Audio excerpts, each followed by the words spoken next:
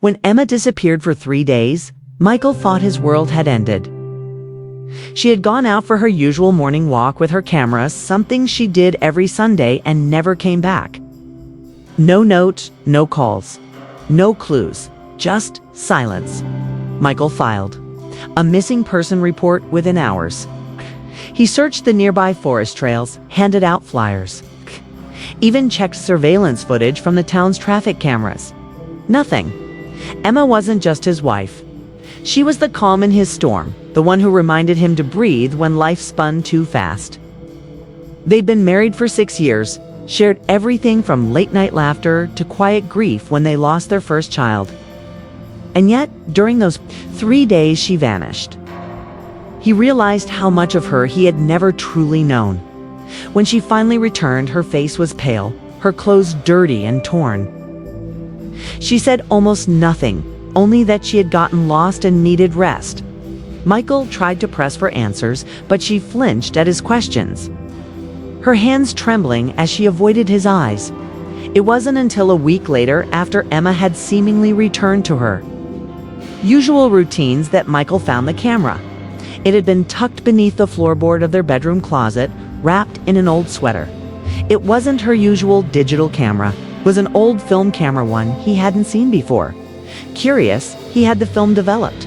The first few photos were typical: trees, birds, wildflowers. But as the roll progressed, the images became strange, blurry, disjointed. Then came a photo that made Michael's blood run cold. Cabin, hidden deep in the woods.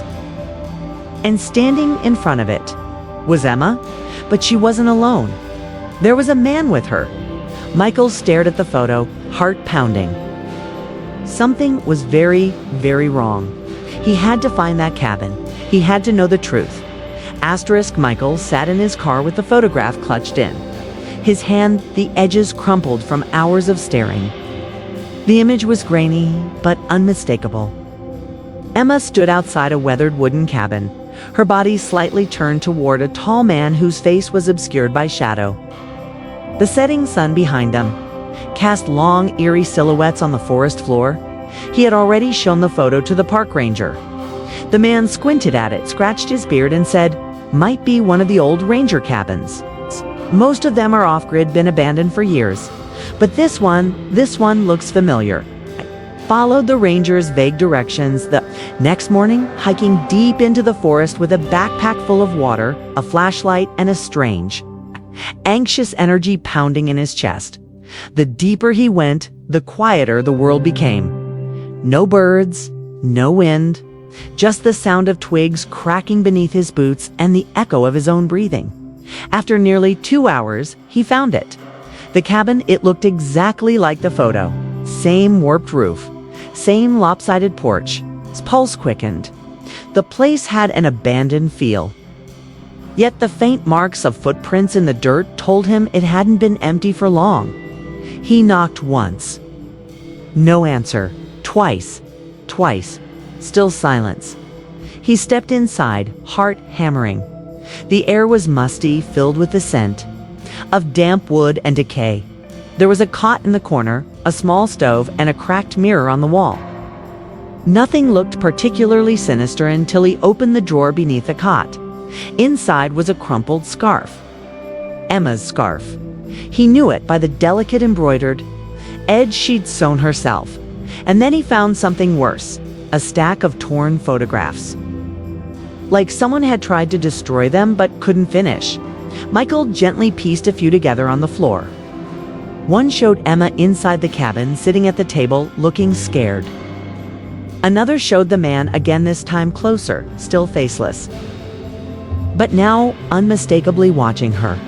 He took photos of the photos, hands shaking. Who was this man? Why had Emma hidden all of this? He left the cabin quickly. Every sound in the forest suddenly amplified, leaves rustling, branches creaking, a distant snapping of something heavy. When he got home that evening, Emma was in the kitchen chopping vegetables. She turned and smiled like nothing had changed. "How was your day?" Michael stared at her. "Fine," he lied. That night, as she slept, He sat on the edge of the bed staring at her face. Peaceful. Calm. Was she lying to him? Was she in danger? Or was something much darker unfolding? The next morning, he checked the camera again, hoping maybe he missed something. And he had. One final frame, undeveloped, stuck at the end of the roll. He had it rushed when the photo came back. His blood ran cold. It was taken from inside the cabin through a crack in the boards pointing outward. And it was of him. He was standing outside, holding the first photograph, staring at the cabin. But he hadn't taken it. Someone had been inside watching him. Michael didn't sleep that night. He stared at the final photograph again and again, hoping some rational explanation would present itself. But there was none. Someone had been in the cabin while he was outside, silently watching him. Photographing him, the realization hit hard. This wasn't just about Emma's disappearance. This was about him now. Whoever this man was still out there, and he was playing a game. Michael didn't tell Emma what he found. Not yet. He needed answers first, concrete facts, not paranoia. So the next day, he visited an old friend, Alan, a retired forensic analyst. They hadn't spoken in years, not since college. But Alan agreed to meet when he heard the urgency in Michael's voice. Inside Alan's cluttered garage turned lab. Michael laid out the photos. Alan squinted. "You say these were found in a cabin?" Michael nodded. "I think someone's stalking my wife. Or maybe. I don't know. She might be part of it. She's hiding something." Alan picked up the last image, the one of Michael standing outside. He adjusted his glasses and leaned in closer. "This wasn't taken with the same camera," he muttered. "What?" "The angle's off. The lens distortion different. Make. And the grain pattern says it was taken with higher quality film. Someone had a second camera inside." Michael felt a chill crawl up his neck. "So you're saying someone watched me? Intentionally? With a better camera?" Alan looked up, serious now. "Yes. And I don't think it was a casual shot. This was framed." Michael drove home in silence, gripping the steering wheel until his knuckles turned white. Emma was in the garden when he returned, humming to herself as she pruned the roses. Her movements were relaxed, effortless. How could someone look so calm with secrets that heavy? He decided to test her. That evening, over dinner, he casually mentioned, "I was thinking about hiking again this weekend. Near that old cabin, actually." Emma froze. It was subtle, just a flicker in her eyes. A hesitation in her chewing, but it was enough. She forced a smile. "Really? Isn't that place kind of creepy? You've been there?" he asked, acting surprised. Double quotes. "No. I just heard stories from town." Michael nodded slowly. "Right." She looked down, the knife trembling slightly in her hand. Later that night, when she was in the shower, he checked her phone. It was clean. Too clean. No texts older than 2 days. No call logs. Even her email had been recently wiped.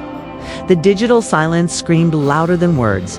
But there was one thing she forgot. The cloud. Michael checked their shared photo backup app. Most of it was filled with old vacation pictures and food shots. But then 2 weeks ago, right before her disappearance, he found a blurry photo taken at night. It was of a gravestone. No name, just a date, May 17th, 2002. Michael felt something twist inside his chest. That date, it rang a bell. He pulled out an old shoebox from the attic, filled with Emma's keepsakes, letters, birthday cards, a few old photos. And tucked at the bottom, a yellowed newspaper clipping, "Young girl survives tragic fire in remote cabin. Parents presumed dead." Date, May 17th, 2002.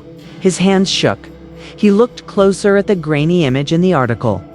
A little girl wrapped in a blanket, tear-streaked face, empty eyes, daughter name, Emily Carson. But he had married Emma Wells, his wife, had changed her name, and she had never told him. Asterisk. Michael's breath hitched as he stared at the name in the newspaper. Emily Carson. The article was brief. Just a few paragraphs, but every line added weight to the growing storm in his chest. Fire had gutted a remote family cabin in the Catskill Mountains in 2002. Both parents were presumed dead. The only survivor was their 7-year-old daughter. Found wandering alone in the woods 3 days later, dazed, silent, traumatized. Michael sat in the attic, newspaper in one hand, photo in the other. The little girl's face was unmistakable. Wide, frightened eyes. A small scar above her right eyebrow had the same one. This wasn't just a coincidence. His wife hadn't just hidden her past, she had erased it. And the dates lined up perfectly. Emily would have been 7 in 2002. She would be 30 now. Everything matched, except her truth. When she came upstairs looking for him, Michael quickly shoved the box back under the loose floorboard, just sorting old tax stuff. He lied. She smiled faintly, always the responsible one. But her eyes weren't smiling. There was something heavy behind them now, a knowing weight. That night, Michael couldn't sleep. Instead, he went back to the photos, the cabin, the scarf, the man, and now this fire. It wasn't random. It was connected. He just didn't know how yet. He dug deeper. The local library had archived digital microfilm. And the next morning, Michael drove to towns over and combed. Through old news reports from that year, he found more. One article mentioned a suspicious structure fire, and that foul play was suspected. No bodies were ever recovered. Police theorized the blaze had been started intentionally, perhaps to cover up a crime. But the investigation had gone cold. No arrests. No follow-up. But there was one curious detail. A name mentioned briefly. Daniel Carson, the brother of the father, the girl's uncle. He had been in town that week but had disappeared shortly after the fire. Some locals suspected he had something to do with it. Michael leaned back in his chair. Daniel, could that be the man in the photograph? If so, why was Emma Molly with him now? And why had she kept it a secret for so long? He returned home with more questions than answers. Emma was sitting on the porch, sipping tea, staring out at the trees. You went to town again? She asked. Michael nodded. Library. She smiled thinly, looking for something. He hesitated. I found something. A newspaper article. Hands froze. Slowly, she set the mug down. Michael took a breath. Emily Carson. Emma didn't respond. I know it's you, he said gently. Still silence. You survived a fire. You changed your name. You never told me. Emma's eyes glistened. Her voice was barely a whisper. Because I had to. He sat beside her. Who is the man in the photo? The one at the cabin? Her lips trembled. Daniel. My uncle, I thought. He was dead. Michael waited. She looked up at him, eyes full of haunted memories. He wasn't just my uncle. He was ... obsessed with my mother. He was always around, controlling, jealous. That night, the fire, he started it. My parents locked me in a crawl space to protect me. I heard everything. Screams. Michael's heart ached. I told the police someone else was there, but no one believed me. They said it was an accident. I was just a traumatized child. Her voice cracked, so I buried it. I became someone new. And now, Michael asked 2 weeks ago, I got a letter. No return address, just coordinates. And a note. We need to finish what was started. Michael clenched his fists. So you went. I didn't know what else to do, she said. He's alive, Michael. And he's watching us. Michael reached for her hand. We're not going to run. We're going to end this together. She nodded, a tear rolling down her cheek. But just then, the mailbox clanged. Michael stood and walked toward it cautiously. Inside was a single black envelope. No stamp, no name. He opened it. Inside was a photo. It was of him and Emma on the porch taken just seconds ago from the woods, ... written in red ink across the bottom. You should have stayed out of it. The photograph shook in Michael's hand. Was recent, too recent. Could see himself standing beside Emma on the porch, their faces mid-conversation. The angle suggested whoever took it was hiding just beyond the tree line. He scanned the woods, heart pounding, but the trees revealed nothing. Just the same swaying branches and deepening shadows. Inside, Emma's face went pale when he showed her the photo. He's close. She whispered. Michael locked all the doors and windows. He turned on every light in the house and grabbed the revolver he kept in the closet. The one his father had passed down, but he never thought he'd use. Pack a bag. He told Emma, "We're leaving tonight." But Emma hesitated. "If we run, we'll always be running." Michael looked at her. "You said he's obsessed? You think he'll stop?" She didn't answer. That night they stayed in a cheap motel 2 towns over. The silence between them was heavy. Michael kept watch while Emma tried to sleep. Every creak of the floor above made him flinch. Every passing car sent adrenaline surging. Through his veins, dot by dawn, Emma spoke. "I think I know what he wants," she said quietly. Michael leaned in. "What?" "When I was in the cabin, he kept asking me where the tapes were." "Tapes?" She nodded. My dad had recordings of Daniel, conversations, threats, proof. He never trusted him, so he recorded everything. But after the fire, the tapes disappeared. Maybe they're still in that cabin. Michael's mind began working. If he thinks you have them, then he'll keep hunting us until he finds them. Michael stood up. "Then we get them first." They drove back. To the woods that afternoon, Michael parked far off the main road and they hiked in, avoiding the trails.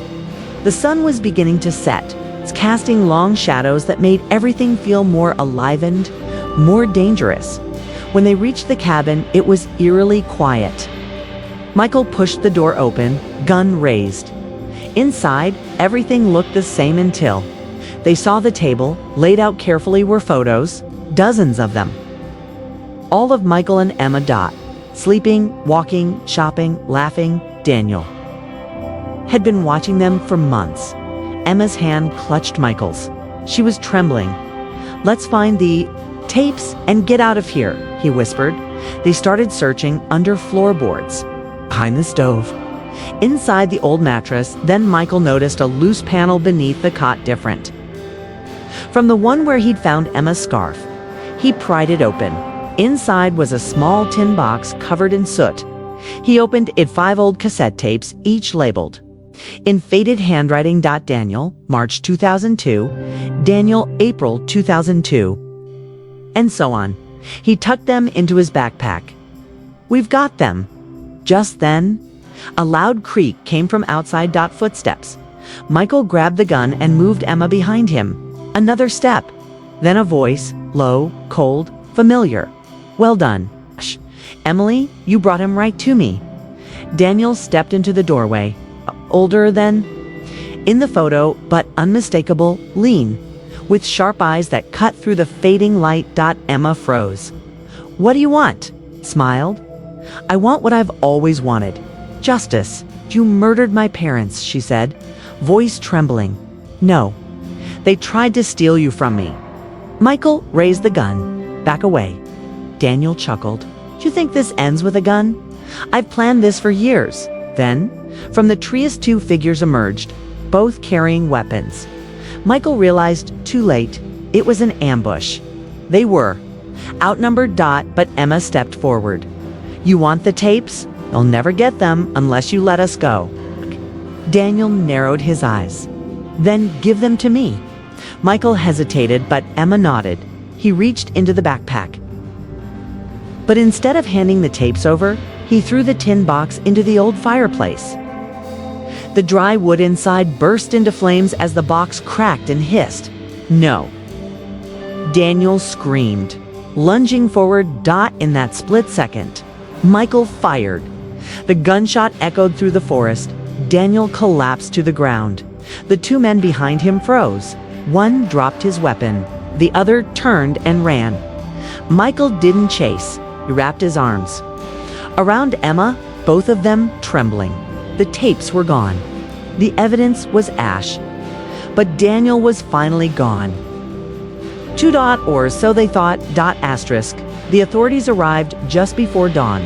Michael had called them the moment the forest fell silent. When the officers saw Daniel's body and the scorched remains of the tapes, they said little, only what was necessary. The two men who had ambushed them were apprehended hours later. Hiding near an abandoned trailhead, the story in the newspapers was simple: a decades-old family trauma, buried under lies and silence, had finally erupted in violence.